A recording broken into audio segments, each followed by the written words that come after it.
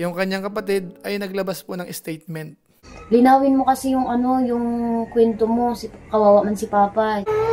Tulog na sa taas, kaya ko na yung ilaw.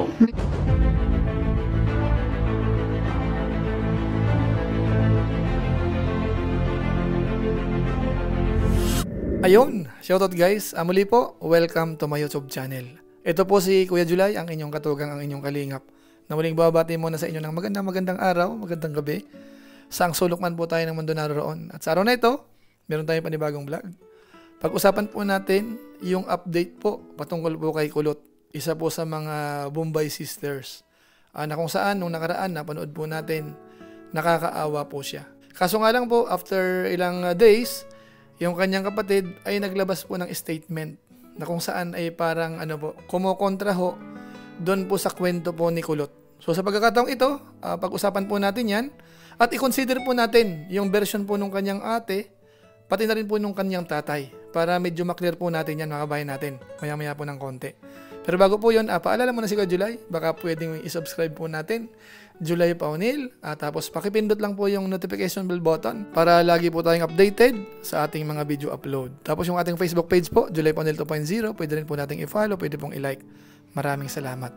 At yung ating mga kasamaan po sa Team Kalingap, mga Lingap partners ho, supportan din po sana natin. Dalaw-dalawin po natin ang kanilang YouTube channel. Lalo na po si Kuya Val Santos Matubang at saka po si Kalingap Rob. So maraming salamat po sa inyong lahat. Ngayon tuloy na po tayo. Pag-usapan na po natin itong medyo mainit po na issue at medyo maselan po ito mga kabayan po natin. Kaya nga po nung nakaraang vlog po natin, talagang naaawa ho tayo kay Kulot. Yun po ay base doon po sa vlog ng second channel ni Kalingap Rob. Yung kwento po ni Kulot na parang naagrabyado po siya. Siguro naman marami pong nakapanood po doon. So hindi ko na po yan ipapanood po uli para mag-concentrate naman po tayo dito po sa version ho ng kanyang ate. Sa inyo po kasing kaalaman ho, halos ilang days lang po ang nakaraan. After ho na marinig natin si Kulot dun sa kanyang pahayag, si Ate Shena ho, yung kanyang ate, parang hindi ho naniniwala. Base daw po sa kanyang pagtatanong-tanong dun sa side ng tatay niya, binalanse. So medyo lumalabas po, parang mas kawawa po yung tatay. Siguro po ipanood ko po muna sandali yung nabanggit po ni Ate Shena patungkol po sa kanyang tatay. Ito po yon. Kasi naawa kami kay Papa. Kagabi, pumunta kami sa bahay alas 10 ng gabi. Punta po kami doon. Nag-chat sa akin si Kulot, sige daw ang iyak. Papa, pati si... Napanood daw po yung video. Papa, nahiya na rin po sa lugar nila. Lalo na po sa amin, kami ni Bilas, nahiya na rin po siya dahil bilang lalaki din po. Din po kami kay Papa. Inaaway nga po ni Madeline kagabi si Kulot. Sabi niya ay, linawin mo kasi yung yung kwento mo, kawawa man si Papa, siya ang nadidiin. Naiipit. Tapos ang sabi po ni Papa, ay sabi ko po kay Papa, mag-explain siya nung nangyari para maliwanagan. Tapos sabi po ni Papa, hayaan mo na kung yun ang nila, yun ang iniisip nila. Pero sabi ko kay Papa, hindi man lilinawan hanggat hindi siya nagsasalita, bibigay ng komento. Pero pipilitin ko po siyang huwag siyang mahiya kasi nahihiya na siya ay.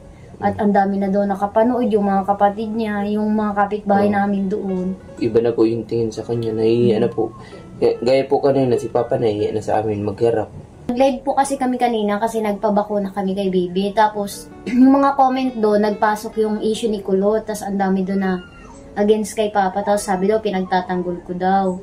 Wala po kaming Wala po kaming pinapanigan sa dalawa. Nasa gitna lang po kami kasi nung una, nang malaman namin, yung utak namin, iba din yung nagpasok sa utak namin. Nalaman, alam din po niya yun, alam din ng mga kapatid ko. Si Bombay lang ang hindi kasi si Bombay ay hindi naman active sa ganyang Si Bombay na ay layas, wala naman lagi. Kaya nung unang beses na malaman namin yun, iba din yung nagpasok sa utak namin. Tapos, nung kinausap na namin si Kulot, tapos kinausap namin si Papa, dun kami na liwanagan kung ano ba talaga yung yung dahilan, kung ano ba talaga yung problema. Kaya po mga kababayan po natin, maliwanag po yan. Dito po sa binanggit po ni Ate Shena, parang lumalabas, parang hindi lang po nagkaintindihan. Kumbaga, iba yung pakahulugan po ni Kulot doon po sa sitwasyon, mga kabayan po natin. Although sa mga viewers, sa mga nagko-comment ho, kahit po sa vlog niya, talagang hindi po sila sumasang-ayon. Parang sinasabi nung karamihan, mas kinakampihan pa raw po yung tatay niya kaysa dito kay Kulot, mga kabayan po natin. Pero syempre po wala tayong magagawa kasi yun po ang paniniwala po nila. Siyempre, magulang niya yon, kapatid niya yon, base po sa pagtatanong-tanong nila, pag-iimbestiga siguro, lumalabas parang merong hindi pagkakaintindihan. Kumbaga yung pakahulugan ni kulot ay parang iba mga kabayan po natin. So yung ganong pananaw po, hindi naman po natin po pwedeng baguhin yun. Yun po ang sa pakiramdam po nila. Pero para maging lubos po yung ating ginagawang reaksyon po sa ngayon, mas maganda pakinggan din po natin sandali yung kanyang tatay. Ano nga ba yung kwento? Ano nga ba yung actual scenario? Bakit biglang natakot po si kulot? Panoorin po natin. Saan baga pa nag-umpisa yun? Yung pangyayari yun? Hindi po kasi ako natutulog.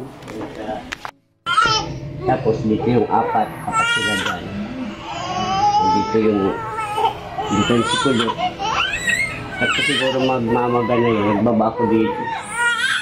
Pagbaba ako dito, madilim. Dalawang ilaw namin, patay naman kasi ang dalawang ilaw namin dyan. Madilim. May napakan akong paa.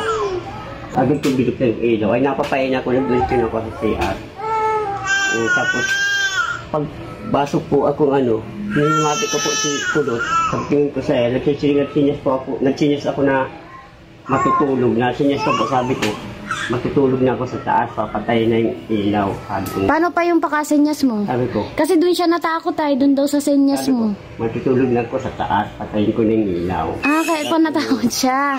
Patayin ko, sabi sa sinyas ko, matulog na ako sa taas, patayin ko na yung ilaw. Kaya pala, ang higa po kasi nila pag ganito, tingnan nyo po yung paa. Nung time daw po na yun, nandito si kulot. Ang pwesto nila pa ganyan, kung sino-sino na lang, kung saan-saan na lang pwesto. Tapos labaw yung paa kasi apat sila dyan. Si Papa dun sa taas. So yan po mga kabayan natin, base po dun sa kwento po ng tatay, una po muna yung kanyang pananalita, yung kanyang itsura, at yung paraan po ng kanyang pagkikwento, masasabi natin, parang maaawa din po tayo dito po sa tatay ni na Sheena, mga kabayan natin. Tapos kung pagbabatayan po natin yung kanyang kwento, mukhang diretso naman, pagkakasabi niya, doon siya nakapwesto sa taas, tapos yung kanyang mga anak naman po, nandun sa bandang baba, ng double deck po, mga kabayan natin. Tapos doon po sa pagkakataon na parang sumenyas daw po siya, at parang minasama po ni kulot yung kahulugan. So lumalabas po dito parang na-misinterpret daw po ni kulot. So parang nagkamali yata ng senyas, Kasi ang ibig daw sabihin po nung tatay niya, matutulog na siya, ganun sabi, Tapos, papatayin yung ilaw. What? So sabi po nila, parang doon daw po natakot po si kulot, mga kabayan po natin.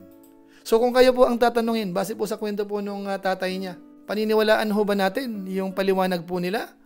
O talagang doon pa rin po tayo sa statement po ni kulot, mga kabayan natin? Bagamat sabi po ni Sheena naman, maglalabas daw po ng video si kulot.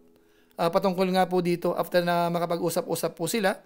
Siguro po kung sakasakali man na merong na-misinterpret, baka dito po naliwanagan, mga kabayan natin. So kung babalansihin po natin sa ngayon, base po sa sinasabi ni Sheena, statement po nung kanyang tatay, at inobserbahan natin, mukhang naman yata, mukhang totoo naman po yung pagkikwento niya, Parang hindi naman masyadong nagbabakil siya, yung tipong nagpapalusot po, mga kabayan natin. So dito po sa pagkakataon na ito, i-consider po natin yan, mga kabayan natin. Pero hindi po natin pipilitin ang inyo pong opinion. Pero sa akin po, ang masasabi ko, yung statement po ni kulot, kaya nagawan ng reaksyon yon dahil talagang nakakaawa siya. Parang ang dating po ay talagang pinagtangkaan po siya ng kanyang tatay. Tapos ngayon naman po, sinasabi ng kanyang ate, base sa kanyang pag-iimbestiga, parang iba lang po yung pagkakaintindi daw po ni kulot. At dito naman po sa statement ng kanyang tatay, pinakinggan natin, maliwanag naman po yung sinasabi, mga kabayan natin. Kaya sa ngayon po siguro, mukhang kailangan pa natin ng konti pang pagliliwanag sa part naman po ni kulot, kung ang dating huba ay binabawi niya yung kanyang kwento po kay Kalingap Ian, doon po sa second channel ni Kalingap Rab, na kung saan po yung mga Lingap partners ay doon po nag-alala. Kaya nga po yung ilan ay nagbigay po ng reaction video, nagkaroon ng suggestion, na dapat daw wag matutulog doon sa kwarto ng mga babae. Yan po ay sa pagmamalasakit din po sa kalagayan po ng mga Bombay sisters, mga kabayan natin. Pero dito po sa actual situation po nila, hindi naman po natin po pwedeng pakialaman. Kung ang pananaw po nila ay ganito, ang sinasabi nila ay ganito, hindi natin pwedeng pamalian po yun.